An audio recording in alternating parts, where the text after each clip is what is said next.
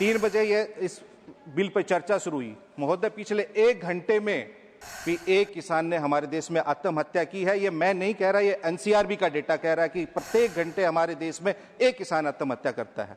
कल ही की खबर है कि महाराष्ट्र में एक किसान ने कर्जे से मुक्ति देने के लिए अपनी किडनी बेच दी। परसों बिहार के मुजफ्फरपुर में एक गरीब परिवार ने अपने 5 बच्चों के साथ सामूहिक आत्महत्या कर ली।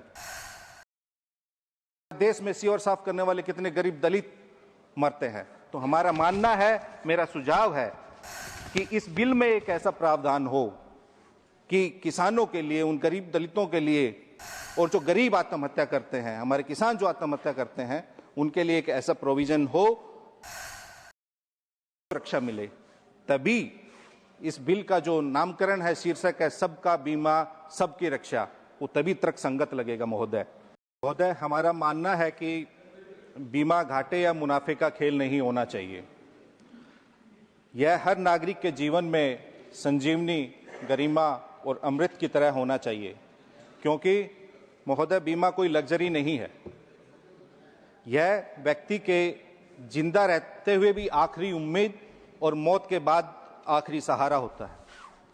महोदय, इंश्योरेंस सेक्टर में आप एफडीआई को बढ़ाकर अगर 100% कर देंगे तो पूरे भारतीय बीमा क्षेत्र का संपूर्ण नियंत्रण विदेशी कंपनियों के हाथों में चला जाएगा, और फिर ये विदेशी कंपनियों के निर्णय और नीतियां भारतीय गरीब परिवारों को प्रोटेक्ट करेंगी या फिर अपने प्रॉफिट को बढ़ाएंगी।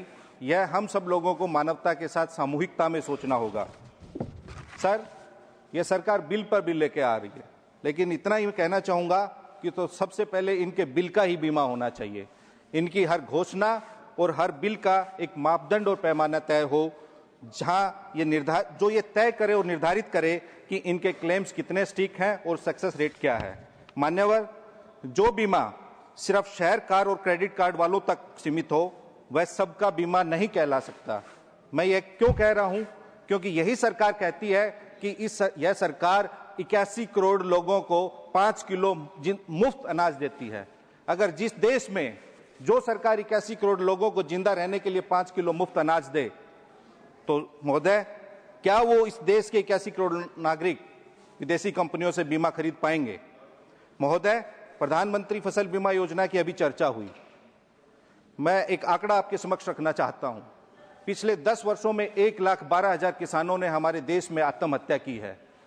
3 बजे ये इस बिल पर चर्चा शुरू हुई। महोदय, पिछले 1 घंटे में भी एक किसान ने हमारे देश में आत्महत्या की है। ये मैं नहीं कह रहा, ये एनसीआरबी का डेटा कह रहा है कि प्रत्येक घंटे हमारे देश में एक किसान आत्महत्या करता है।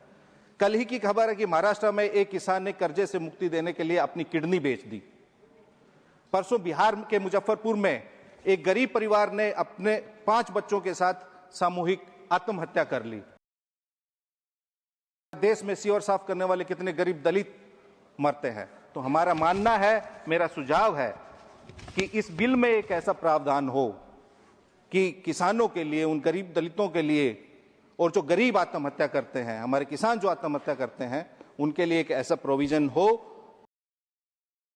सुरक्षा मिले। तभी इस बिल का जो नामकरण है, शीर्षक है सबका बीमा सबकी रक्षा, वो तभी तर्कसंगत लगेगा। महोदय,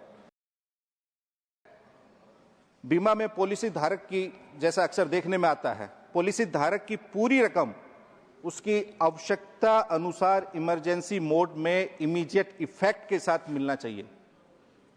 अक्सर होता क्या है, बीमा कंपनियां शुरुआत में बहुत लुभावने ऑफर्स देती हैं, आकर्षक डिस्काउंट्स देती हैं, उनका पैटर्न भी बेचने का बीमा पॉलिसी ऐसा होता है, लेकिन बाद में जब क्लेम करने जाते हैं तो वो प्रक्रिया उतनी ही जटिल होती है। जो शर्तें बेचते समय नहीं दिखती, वो क्लेम करते समय बीमा कंपनियां सबसे पहले दिखाती हैं और बताती हैं। तो आम नागरिक को बीमा कंपनियों के चक्कर ना काटने पड़े, उनको किसी प्रकार की मुश्किल का सामना ना करना पड़े, उसको उतना ही सरल और सहज करना चाहिए। तो महोदय, मेरा आपसे के माध्यम से सरकार से अनुरोध है कि इस बिल को स्टैंडिंग कमेटी में भेजा जाए और इस पे एक व्यापक सर्वदलीय विमर्श हो, ताकि इसमें जो जो सब माननीय सदस्यों ने अपने विचार, सुझाव और ऑब्जर्वेशंस रखी है, उन पे अमल करके इस पे काम हो। आपका बहुत बहुत धन्यवाद। धन्यवाद। Doctor M थम्बुडुरा।